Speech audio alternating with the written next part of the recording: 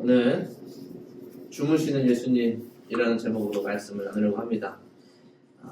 잠이라는 것이 사실은 굉장히 우리가 싸워서 이기기에 쉽지 않은 그런 거예요. 아마 여러분 많이 경험하셨을 텐데 저도 특히 잠에 굉장히 약합니다. 얼마나 잠에 약하냐면 지금 그렇지 않지만 처음에 운전할 당시에는 운전하면서 많이 잤어요. 그래서 큰일 날 뻔도 많이 있었는데 제가 수원에서 이제 학교에 오가는 통학을 하는데 이제 수원에서 용인 양지까지 거의 1시간 반 이렇게 걸려요. 근데 이제 거의 고속도로를 1시간 이상 쭉 달리는 데인데 어느 날은 운전을 하다가 깜빡 졸았나 봐요. 눈 뜨니까 가드레일이 내 왼쪽 그 창문에 붙어 있어가지고 차 바퀴가 막 덜덜덜덜 소리 나면서 긁히고 있더라고요. 그러니까 그때까지도 모르는 거예요. 자는 걸 제가. 자다가 깬 걸 그때까지도 모르는 거예요. 그러니까 그만큼 우리의 인간의 육체가 제가 특히 그런지 모르겠지만 얼마나 사람의 몸이 참 그 잠에 약한가 우리 육체 한계를 잘 보여주죠. 오늘 말씀을 보면 예수님께서 정말 그 잠 때문에 너무 잠에 이기지 못하셔서 정말 과연 그럴 수 있을까 싶을 정도로 좀 놀라운 사건이 일어나고 있죠. 어떤 사건이냐면 배가 뒤집힐 정도로 막 물이 들어차고 흔들리는데 예수님이 계속 주무시고 계신 거예요. 저는 어렸을 때 이제 주일학교 때 모르겠어요. 그런 그림을 본 적도 있는 것 같아요. 그러니까 이게 이해가 안 됐어요. 이게 이해가 안 돼서 물이 차는데 어떻게 계속 주무실 수 있지? 그래서 어떤 생각을 했냐면 그 엄청난 큰 배 있죠. 그래서 이제 예전에 대항해 시대 때나 대서양을 가로지를 만한 큰 범선들 있잖아요. 그래서 막 가판이 따로 있고 그 밑에 이제 방들이 따로 있어서 예수님이 큰 배 어디 한쪽에 주무시고 계신 줄 알았어요. 나중에 이제 신학을 하면서 공부를 하고 배우다 보니까 그런 배가 아니었더라고요. 우리 강 건너는 조그만 배들 있잖아요. 이렇게 그런 배들. 그러니까 그냥 비가 오면 그대로 맞아야 되고 물이 들이치면 물이 그대로 막 다 느껴지는 그런 자그만 배의 후미에서 이렇게 이불을 펴고 이제 베개를 베시고 거기서 그냥 주무시고 계신 거예요. 근데도 어떻게 못 일어나셨을까? 그럴 수 있을까? 근데 저는 나중에 이해하게 됐어요. 아까 말씀드렸듯이 운전하면서도 그런 일이 있었는데 잠이라는 게 이게 얼마나 우리 인간의 큰 한계인가. 특히 이제 몇 년 전에 제가 신림동에서 사역할 때 거기도 엄청난 큰 폭우가 있어서 그 반지하들이 막 물에 찬 그런 사건들이 있었어요. 근데 그 중에 저희 청년들 한 명이 그런 데서 살았는데 자다가 눈을 떠보니까 물이 침대까지 올라와가지고 진짜 큰일 날 뻔했다고 그러더라고요. 얼마나 물이 들어오는데 시끄럽고 막 가구들 다 엎어지고 막 둥둥 떠다녔겠어요. 사람은 그런 상황에서도 잠을 잘 수 있다라는 것이죠. 오늘 이야기를 보면 예수님이 그렇게 피곤하셨구나 라는 것을 먼저 얘기하는 거예요. 사실 예수님이 얼마나 피곤하셨을까. 오늘 마가복음 4장의 처음 부분을 보면 1절을 한번 보세요. 1절을 보면 어떤 내용이 나오냐면 예수님께서 바닷가에서 가르치셨다라는 얘기가 4장 1절에 등장을 해요. 이게 갈릴리 호수겠죠. 그러니까 엄밀히 따지면 호수인데 호수가 너무 커서 그 끝이 수평선에 육지가 안 보이니까 사람들이 그냥 갈릴리 바다라고 부른 거예요. 그래서 이 바닷가에 넓은 바닷가 해안가에 사람들이 막 엄청나게 몰려 들어가 있는 거예요. 빽빽하게. 그러니까 얼마나 사람들이 몰려들었는지 예수님이 만약에 거기 서 계셨으면 밀려서 바다에 빠지셨을 만큼 그렇게 사람들이 많이 모인 거예요. 어마어마하게 많이 모였어요. 그래서 제자들이 예수님께 어떻게 해드렸냐? 그 앞에다가 배를 띄워놓고 그 위에서 말씀을 가르치신 거예요. 그 내용이 4장 1절부터 쭉 등장을 해요. 잘 아는 우리가 유명한 비유죠. 4가지 땅에 떨어진 씨 비유 또 등장을 하고 겨자씨 비유도 등장을 하고 등불이의 등경에 대한 그런 비유도 등장을 해요. 이 이야기에 이제 33절에 보면 이러한 많은 비유로 그들을 가르치셨다 뿐만 아니라 제자들과 좀 이제 쉬실 수 있는 시간에, 제자들과 좀 가까이서 쉬실 수 있는 시간에는 예수님 쉬신 게 아니라 무리들은 들을 수 없는 그 비유에 대한 상세한 해석과 깨달음을 제자들에게 또 따로 양육과 가르침을 주셨다는 거예요. 그게 그날의 예수님의 사역이셨어요. 그러니까 이 사역이 얼마나 힘들고 얼마나 에너지가 많이 드는 일이었는지 여러분 상상이 되시죠? 한 번도 쉬시지 않고 그 수많은 군중과 또 가까이 있는 제자들에게 계속해서 양육과 교육을 계속 하시다가 이제 해가 지시자 어떻게 했냐면 그대로 이제 36절에 등장하죠.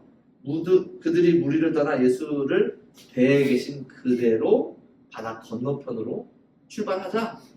그래서 이제 그렇게 모시고 가는 상황이 바로 이 상황인 거예요. 예수님께서 얼마나 피곤하셨는지, 그러니까 어떤 사람들은 예수님께서 일부러 모른 척하고 그렇게 누워 계셨겠거니 이렇게 상상하시는 분도 계시겠지만 아니에요. 예수님은 그런 피곤한 육체의 한계를 경험하시며 말도 안 되는 그런 폭우와 광풍으로 배가 흔들리는 상황 속에서도 도저히 몸을 일으키실 수 없을 정도로 피곤하셨다는 거예요.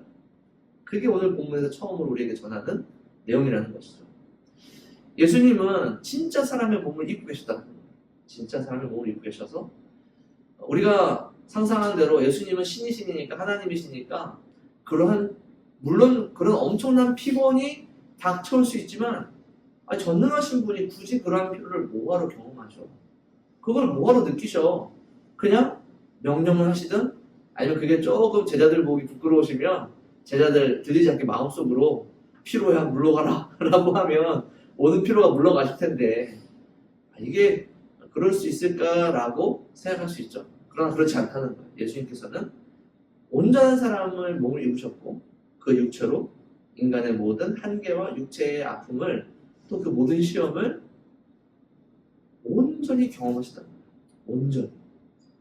예수님의 신적인 능력으로 그런 것들을 경감시키거나 그런 것들을 자신을 위하여서 자기 자신을 위하여서 그것을 떠나게 하신 것이 아니라 충분히 그런 능력이 있다는 건 맞아요. 예수님께서 충분히 그런 능력이 있으셨지만 그럼에도 불구하고 그 모든 것들을 있는 그대로 다 받아들이셨다는 거예요. 경험하셨다는 거예요. 그리고 오늘 말씀은 동시에 예수님이 얼마나 온전한 하나님이신가를 동시에 보여주죠. 유명한 그런 의미로 유명한 구절이에요. 오늘이. 그렇게 육체의 한계를 경험하시며 피곤하셔서 몸을 일으키실 수도 없으셨던 그분이 제자들의 간청으로 일어나셔서 무엇을 하시냐면 말씀으로 광풍을 물러나게 하세요. 예수님은 정말 하나님이시다. 말씀을 통해서 분명히 보여졌죠. 오늘 우리에게뿐만 아니라 그 당시 제자들은 또 얼마나 분명히 받겠습니까? 얼마나 분명히 경험했겠어요. 예수님이 경험하시는 것과 똑같이 그들도 예수님이 어떤 분이시구나를 얼마나 많이 경험했겠습니까? 오늘 본문도 그런 본문 중에 하나이고 동시에 우리도 똑같아요. 우리도 얼마나 많이 예수님이 어떤 분이신지에 대해서 들었어요.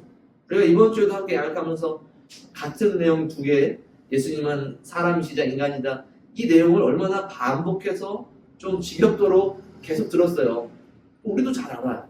제자들처럼. 예수님은 하나님이시지. 예수님은 완전한 사람이시지.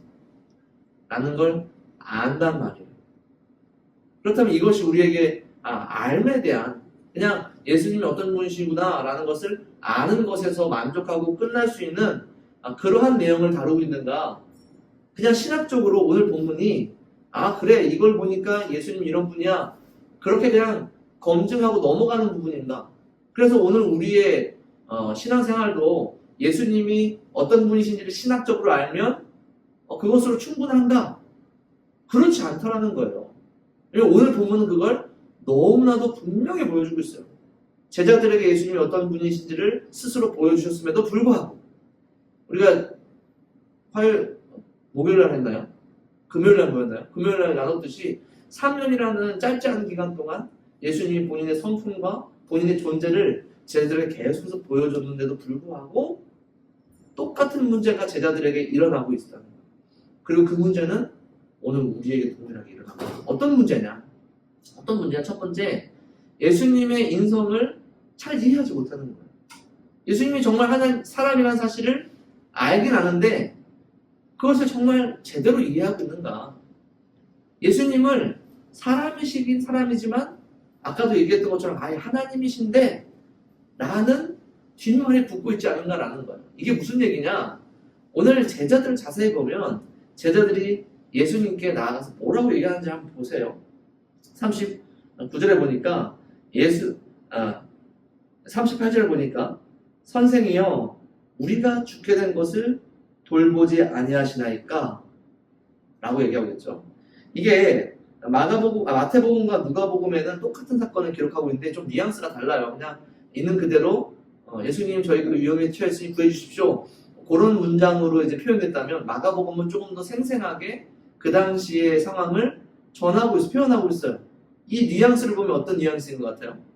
제자들이 예수님께 가서 정중하게 부탁하는 것 같으세요? 그렇지 않아요. 지금 뭐라고 했냐면 예수님께 따지고 있는 거예요. 예수님께 불평하고 있는 거예요. 예수님께 원망하고 있는 거예요. 그 원망의 내용을 여러분 자세히 보면 우리가 죽게 생겼습니다 라고 얘기하고 이게 어떤 뜻인지 아시겠어요? 예수님 우리가 죽게 생겼습니다. 어떤 의미인지 여러분 느껴지세요? 당신과는 상관이 없다라는 거예요. 예수님께서는 정말 위대한 존재시죠. 예수님께서는 원하시면 무슨 일인지 하실 수 있으시죠. 그래서 예수님은 괜찮을지 모르겠지만 우리는 죽게 생겼습니다. 왜 저희를 돌보지 않으십니까? 왜 저희를 구해주지 않으십니까? 라고 지금 얘기하고 있다는 거예요. 우리가 죽게 된 것을 돌보지 아니하시는 예수님에 대해서 지금 뭐가 일어나고 있냐면 분노가 일어나고 있는 거예요. 원망이 일어나고 있는 거예요. 우리는 이렇게 힘들고 우리는 이렇게 어려운데 왜 저렇게 잠을 주무시고 계시? 지금 주무실 타이밍인가? 지금 저렇게 편하게 주무실 수 있는가?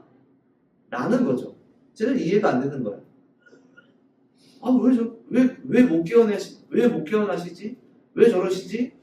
아까도 말씀드렸듯이 예수님이 얼마나 피곤하고 그 육체를 입고 경험하신 한계가 얼마나 힘드셨을지를 제자들은 다 받아들일 수는 없는 거예요. 물론 힘드셨겠지. 그러니까 할 수 있는 대로 예수님을 배 가운데 모셔서 사람들에게 치이지 않도록 그렇게 예수님을 배려하고 도와드리긴 하지만 결국에 그분은 하나님이시잖아요. 결국에 그분은 신이시잖아. 물론 육체를 입고 오셨지만 우리랑은 좀 다르시잖아. 그러니까 예수님이 경험한 피곤, 슬픔, 답답함, 아픔, 고난 이런 것들에 계속 어떤 생각들이냐면 그래도 예수님이신데 그래도 하나님이신데 라고 생각하면 원망이 생기는 거예요. 불평이 생기는 거예요. 제자들처럼 급하지 않을 때는 괜찮지만 이렇게 급하고 자기 자신들에게 큰 위기와 죽을 위기가 찾아오면 그제서는 예수님과 사람으로서 경계를 가르는 거예요. 같은 사람이 아니잖아. 예수님, 우리는 너무 힘들어요. 우리는 견딜 수 없어요. 우리는 이 상황이 우리는 굉장히 큰 위기예요. 예수님은 아니시겠지만 이라는 말이에요. 여러분 이게 우리의 삶에서 큰일 나. 언제 나옵니까? 똑같아요. 제자들과 똑같아요. 우리가 힘들 때 나옵니다. 우리가 급할 때 나옵니다. 우리가 아플 때 나와요. 우리의 걱정거리가 있을 때 나와요. 그때 우리의 마음속에 어떤 마음이 드냐면 왜 예수님 가만히 계시지? 그래서 어떤 마음이 드냐면 예수님께서 사람의 몸을 입으셨지만 우리를 다 이해하실 수 없지. 우리가 얼마나 아픈지, 우리가 얼마나 고생하고 있는지, 먹고 산다는 게 무엇인지, 우리의 직업을 가지고 혹은 우리가 성공하기 위해 공부하고 우리가 이렇게 땀 흘리는 것이 뭔지 예수님이 다 아실 수는 없겠지 라는 생각을 하게 되면 화가 나기 시작하는 거예요. 원망이 생기기 시작하는 거예요. 그럼 우리의 삶에서 동일한 기도의 제목으로 주님께 얘기한 적은 없습니까? 물론 우리가 힘들고 어려울 때 우리의 필요에 따라 반드시 우리는 기도해야 돼요. 그건 성경에도 나와 있어요. 히브리서 4장 16절에 분명히 기록하고 있어요. 때를 따라 돕는 은혜를 위하여 은혜의 보좌 앞에 담대히 나아갈 것이다 라고 얘기하지만 그 나아가는 그 마음과 그 길이 원망과 의심과 불평과 분노로 나아가라는 얘기가 아니에요. 그 안에 나를 이해하시고 나의 모든 것을 아실 수 있는 세상의 모든 거짓신들, 자신이 신이라고 얘기하는 우상들, 이단들, 그러한 이들은 다 거짓이겠지만 적어도 예수님만큼은 나를 다 이해하실 수 있다라는 그런 확신이 있느냐라는 거죠. 그걸 믿느냐라는 것이죠. 히브리서 제가 방금 말씀드린 본문 한번 읽어볼까요? 히브리서 4장 15절 16절인데 14절부터 읽읍시다. 히브리서 4장 14절부터 16절 여러분들이 한번 읽어주시겠어요? 한 목소리로. 히브리서 4장 14절부터 16절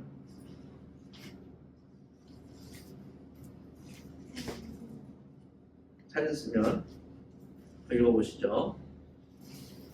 시작.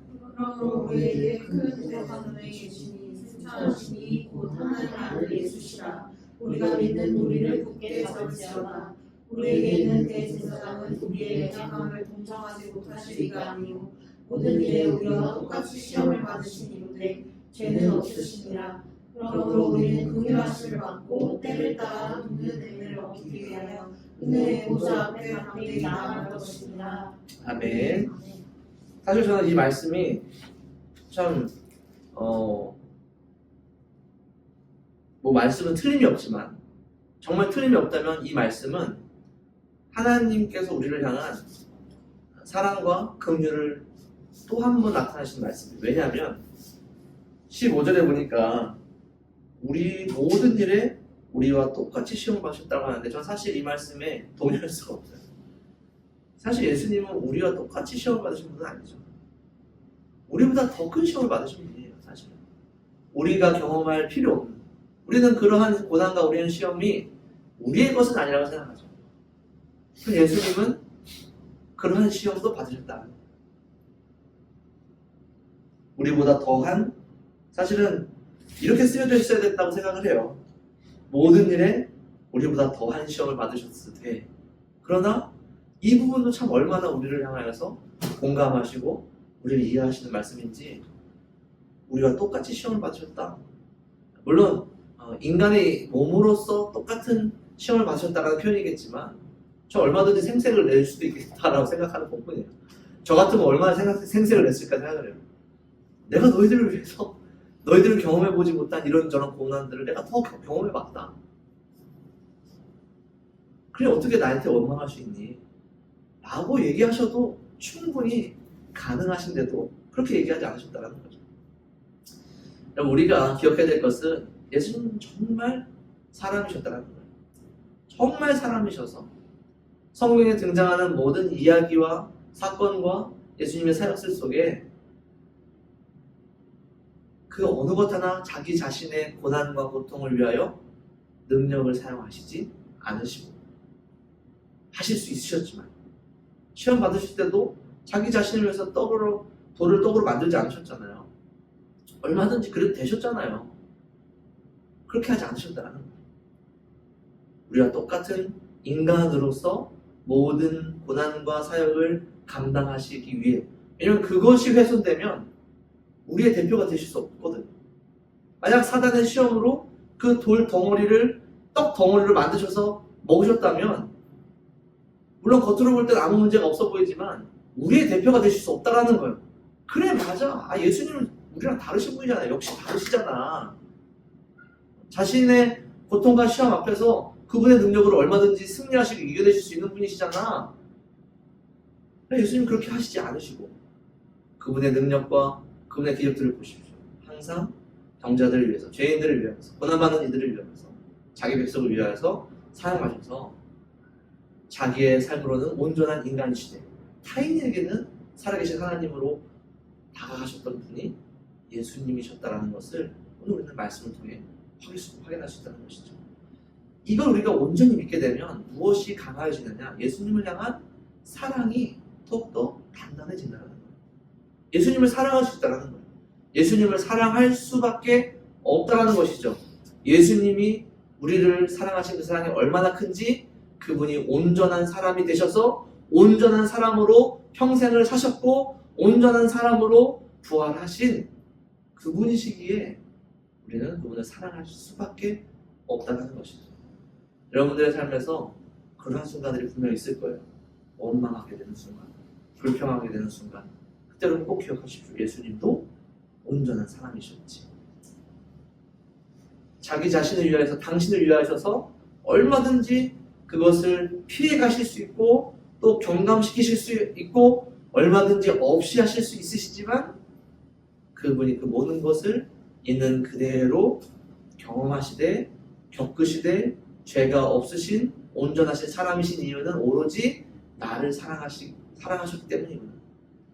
모든 인류의 대표가 되시기 위하셔서 그러셨구나 를 계속해서 우리가 까먹지 않는다면 예수님을 원망하지 않을 수 있다는 거예요. 하나님을 원망하지 않을 수 있다는 것이죠.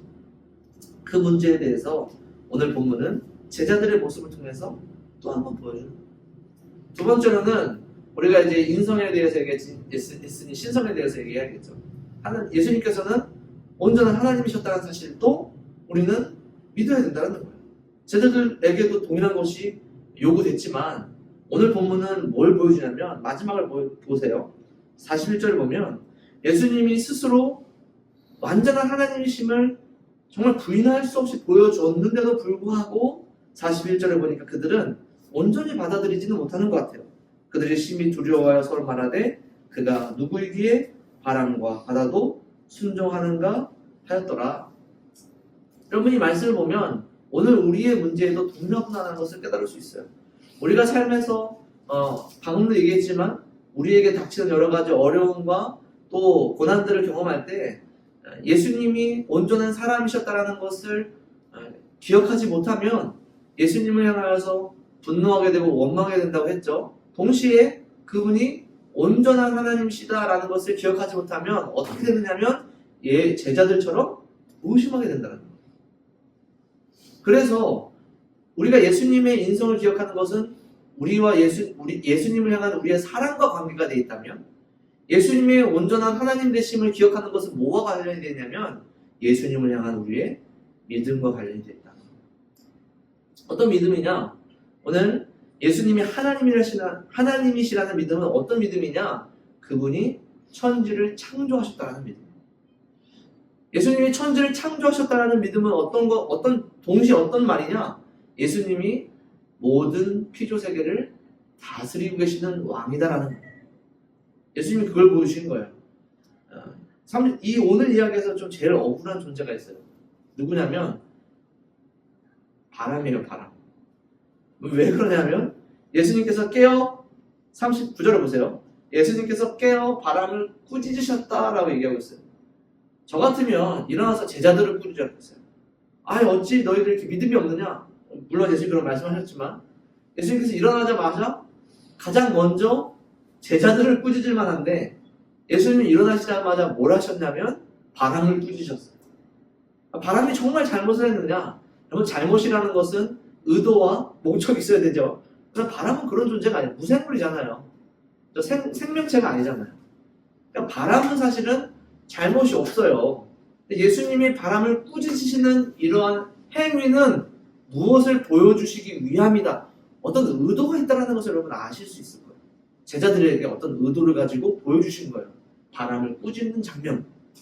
어떤 의도겠어요? 당연히 예수님께서는 바람도 자신이 다스리시는 종처럼 그렇게 꾸짖고 명령하고 조정하고 따르게 할 수 있다는 거예요.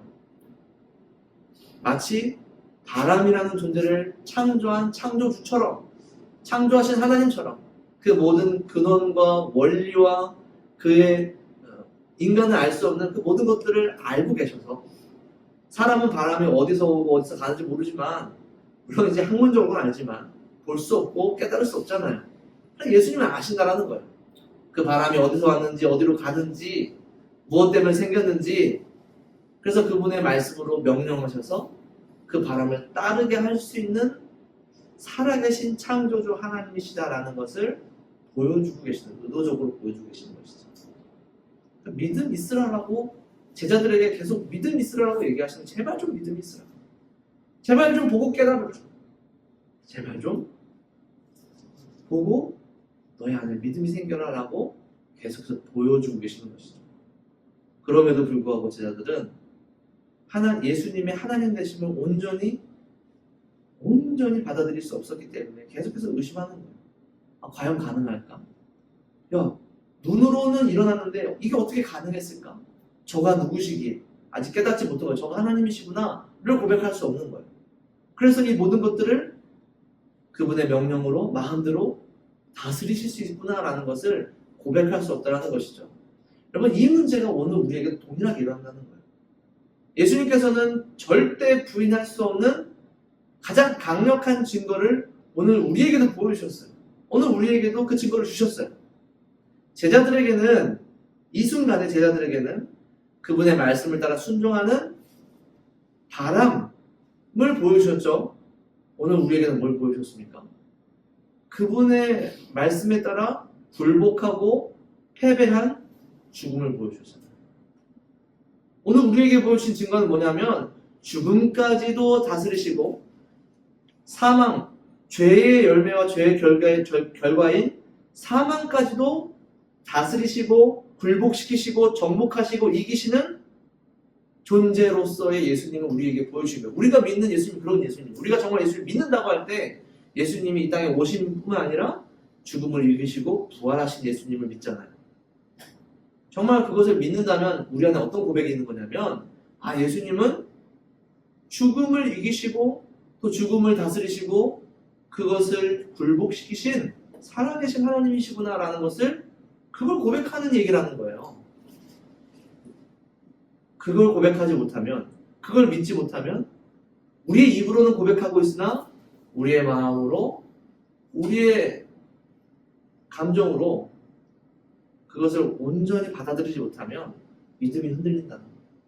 우리의 삶에 어려움이 있을 때마다, 우리의 인간의 힘과 능력으로 해결할 수 없는 큰 일이 있을 때마다, 아, 난 이렇게 질병 때문에 고통스럽겠지, 때로는 아, 이런 일 때문에 나의 삶이 위태롭겠지라는 그러한 일들 앞에서 고백할 수 없다는 거예요. 아, 하나님이, 예수님이 나와 함께 계신다고 얘기하는데, 나와 동행하신다고 얘기하는데, 그분에게 모든 능력이 있다라고 얘기하시는데, 그분이 원하실 때 나를 이곳에서 건져내 주실 수 있을까? 그분이 원하실 때 나를 이곳에서 구원해 주실 수 있을까? 라는 문제가 우리의 마음속에 생겨난다는 것이죠. 내가 혹시 고통스러운 것은 예수님이 능력이 없어서가 아닐까? 내가 지금 어려움을 당하고 있는 것은 하나님께서 능력이 없으셔서가 아닐까?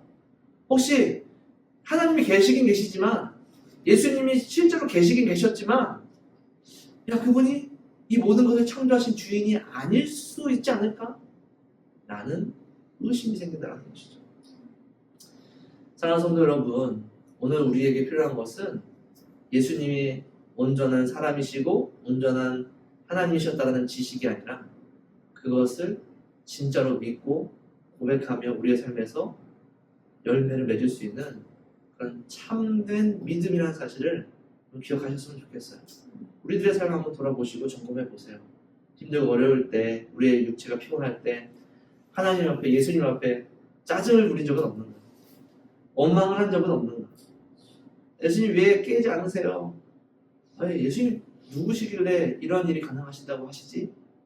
우리의 마음속에 예수님을 향한 사랑이나 믿음에 금이 간 적은 없지 않은가? 한번 되돌아보시기 바랍니다. 그래서 우리가 사도신경을 통해 계속해서 고백하는 거예요. 그는 성령으로 잉태하사 동정녀 마리아에게 나시고 라는 고백을 우리가 계속하는 이유는 그분이 역사적으로 이렇게 태어나셨다라는 것을 고백하는 의미도 있지만, 동시에 그분이 어떤 분이신지를 진짜로 고백하는 거예요. 그분이 하나님이시기에 모든 것을 하실 수 있고, 그분이 죽음을 이기시고 부활하신 그 증거를 우리에게 보여주고, 우리 그걸 믿기 때문에 지금 오늘 우리의 삶에서도 어떤 어려움과 어떤 위기, 심지어 죽음조차도 나를 굴복시킬 수 없다. 왜냐면 그 모든 것을 굴복시키시고 이기신 주님이 나의 주님이시기 때문에, 그분은 동정녀 마리아에게 태어나신 육체를 입으신 진짜 사람이시기 때문에 나의 모든 것을 이해하신다. 나의 한계를 이해하시고 나의 아픔을 이해하시고 또 그래서 우리의 대표가 되시기 위해 이 땅에 오셨기 때문에 주님은 나의 모든 걸 이해하신다 라는 마음으로 주님을 사랑할 수 있다는 것이죠. 여러분 그러한 믿음과 사랑으로 사도신경의 이 고백을 고백하고 여러분들의 삶에서 어떤 어려움과 위기가 있을 때마다 그러한 믿음과 사랑으로 넉넉히 이길 수 있는 여러분들이 되시기를 간절히 소원합니다.